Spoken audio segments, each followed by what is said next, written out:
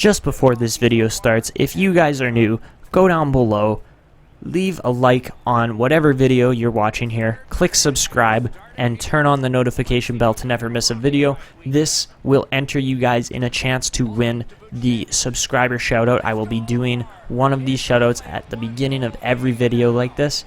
You have to go down below and type I liked and subscribed, and please pick me for the subscriber shoutout. Anyways, that's going to be it, and let's jump into the video.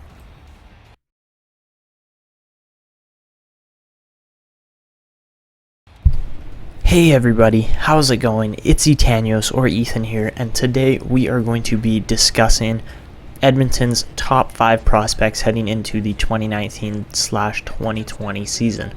So, the Edmonton Oilers currently have a prospect pool that looks promising now, or more promising now than it has in 5 years.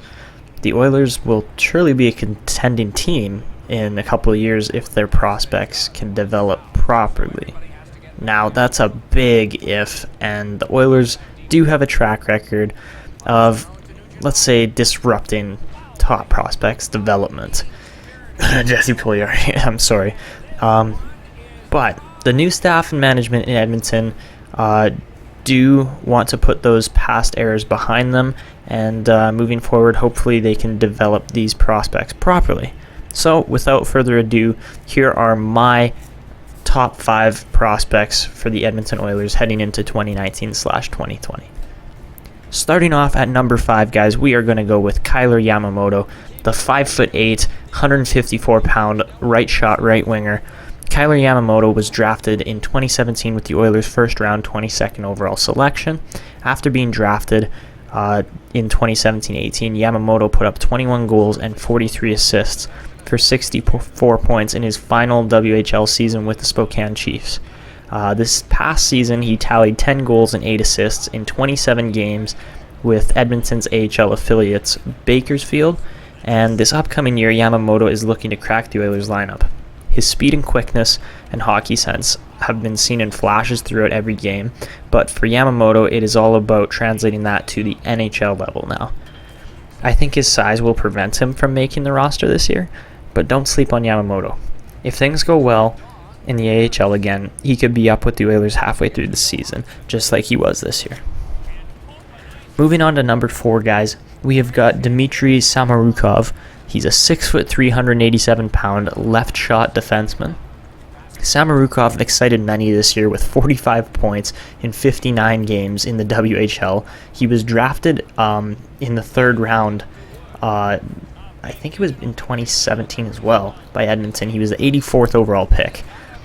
This year he played for the Guelph Storm, again put up 45 points, and then he went on to tally another 28 in 24 playoff games with Guelph as they made it all the way to the Memorial Cup. Smirnov proved this year that he can be a force at both ends of the ice. He was plus 36 on the year with Guelph, which is very exciting to see that a defenseman can be such a positive impact for his team. Moving on, he will probably spend an entire year in Bakersfield, and then he will be moving on to the Oilers roster as long as he can translate his OHL game to the AHL game and then eventually the NHL. So he could be making his NHL debut as soon as 2 seasons from now, guys. Moving on to my number 3 prospect for the Edmonton Oilers. Coming in at number 3, I've got Tyler Benson, the 6', 190-pound left shot left winger. Benson joined the Oilers in 2016 when he was selected 32nd overall in the 2nd round. The former number 1 overall WHL Bantam draft player only played a few games with the Condors last year before returning to the Vancouver Giants for his final season, where he put up 69 points in 58 games.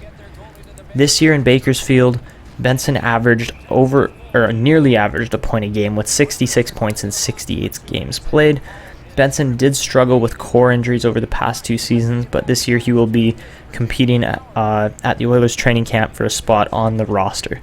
Benson is becoming an elite playmaking winger, guys. He had 51 assists, which was the most by an AHL rookie in 11 years, and some offensive production up front is something the Oilers could really use in their bottom 6. I think Benson will make the Oilers roster out of training camp, but who knows how things will go, guys. It's really just a prediction at this point. Moving on to the number 2 prospect for the Edmonton Oilers, I have got their most recent draft pick, Phillip Berg, the 6'3", 198 pound, left shot defenseman. Was selected 8th overall this year in the entry draft, and going into the 2018-19 season, Broberg was ranked as, I think he was ranked as the top defenseman in the draft. Some other players like Bowen Byram and Moritz Seider did end up getting drafted before him this year, but his exceptional skating ability as well as the way he reads the game were strong and showed throughout his time with Sweden at the World Juniors. Although it is guaranteed that Broberg will be going back and playing with, I'm going to try here, guys, I don't know if I can say it, Skellefteå AIK. This upcoming year, he's going back to Sweden. It is more than possible that Broberg is going to be in the Oilers' top 6 or even top 4 as soon as next season in the 2020/2021 season. Broberg needs to work on his shooting, passing, and defensive abilities to be valuable at an NHL level, but at this point, guys, he's still growing. He could be as tall as 6'5" or 6'6". By the time he's done growing, he's only 18 years old at this point, so Broberg is a very exciting prospect for the Edmonton Oilers.